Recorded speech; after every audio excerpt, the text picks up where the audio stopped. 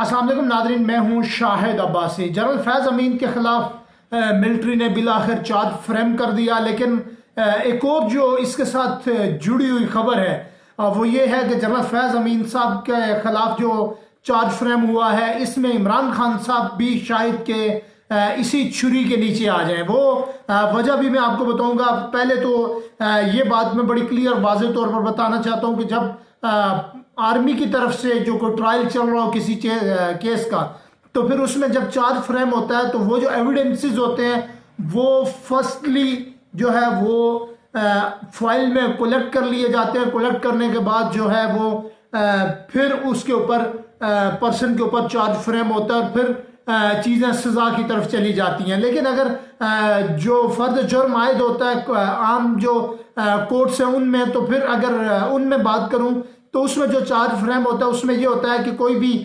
ملزم یا ایکیوز جب انڈر ٹرائل آتا ہے تو وہ کورٹ میں جاتا ہے اور پہلے فرد جرم عائد ہوتی ہے، جس میں تمام تر جو معاملہ ہوتا ہے اس میں یہ پوچھا جاتا ہے کہ یہ آپ کے اوپر الزام لگا ہے، آپ اس الزام کو تسلیم کرتے ہیں یا اس الزام سے انکار کرتے ہیں۔ یہ ایک بڑا مین جو ڈفرنس تھا ان دونوں کے درمیان، یہ بڑا امپورٹنٹ چیز ہے سمجھنے کے لیے۔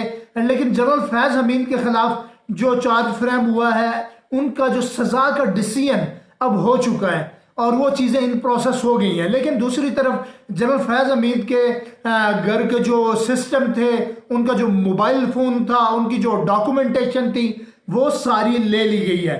اس میں یہ خدشہ ظاہر کیا جا رہا ہے کہ 9 مئی کے واقعات یا جتنی بھی پی ٹی آئی نے جلاؤ گراؤ یا پروٹیسٹ میں یا مختلف اداروں پر جو حملے کے معاملات ہیں، ان میں جو سٹانس لیا تھا 9 مئی کے واقعے پر آرمی کی طرف سے، اس معاملے میں جنرل فیض حمید کیا کنیکٹ ہوں گے عمران خان صاحب کے ساتھ یا نہیں، یہ ایک بڑا امپورٹنٹ معاملہ ہے۔ لیکن مجھے یہ لگ رہا ہے کسی جگہ پر جنرل فیض امین صاحب نے تو اپنا بیان برحلف اس طرح کا نہیں دیا کہ جس میں وہ عمران خان صاحب کو لفٹ کریں، لیکن جو ڈاکومنٹیشن کولیکٹ ہو چکی ہے، جب اب تک جو ایویڈنسز سامنے آئے ہیں، ان میں یہ لگ رہا ہے کہ ممکنہ طور پر عمران خان صاحب جنرل فیض صاحب کے ساتھ اٹیچ ہو سکتے ہیں۔ باقی جو آپ یہ کہہ سکتے ہیں کہ پاکستان تحریک انصاف کی قیادت کے کچھ لوگ جو ابھی سامنے نہیں آئے، ان کو بھی دیکھا جائے گا، ان کو بھی شاید کنیکٹ کیا جائے۔ لیکن ایسی سچویشن یا ایسی کیفیت میں یہ جو کیس ہے، اس میں غداری کا جو مقدمہ ہے ان کے اوپر دائر ہوگا اور مقدمے میں یہ فیصلہ کیا جائے گا کہ آیا ان کو عمر قید ہو جائے یا سزائے موت ہو جائے۔ ڈیسیژن دو ہوں گے اس میں سے، یا یہ معاملہ جنرل فیض کا عمر قید کی طرف جائے گا یا سزائے موت کی طرف جائے گا۔ اسی کے ساتھ عمران خان صاحب کا جو جڑا ہوا معاملہ ہے، دوسری طرف اگر ہم دیکھیں تو ملٹری کورٹس کا معاملہ انڈر ٹرائل ہے۔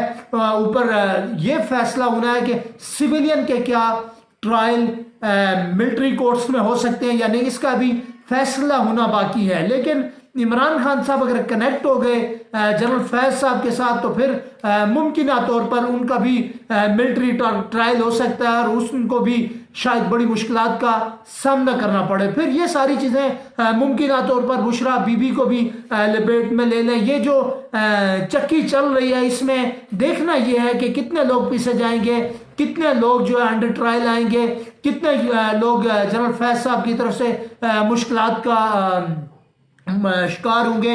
یہ ساری چیز بڑی اہمیت کی حامل ہے۔ دوسری طرف اگر میں آئی ایس پی آر کی سٹیٹمنٹ کی بات کروں تو آئی ایس پی آر کی طرف سے جو کلیئر کٹ سٹیٹمنٹ آئی ہے، انہوں نے کہا ہے کہ ہم چارج فریم کر رہے ہیں اور مزید جو ہے جنرل فیض سے پوچھ گچھ جاری ہے۔ وہ پوچھ گچھ کیا ہے؟ وہ بڑی امپورٹنٹ ہے، وہ بڑی اہمیت کی حامل ہے۔ وہ پوچھ گچھ یہ ہے کہ ان کا جو پاکستان تحریک انصاف کے ساتھ کیا لنک تھا، انہوں نے کس کس جگہ پر کیا کردار ادا کیا۔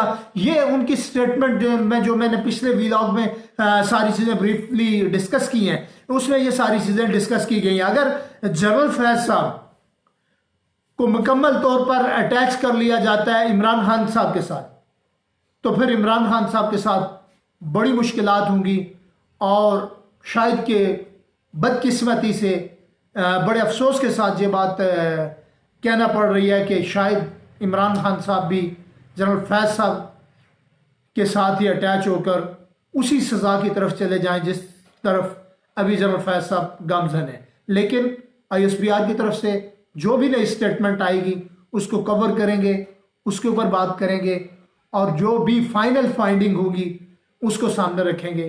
تب تک کے لیے دیجیے اجازت, دعاؤں میں یاد رکھیے گا. بہت شکریہ.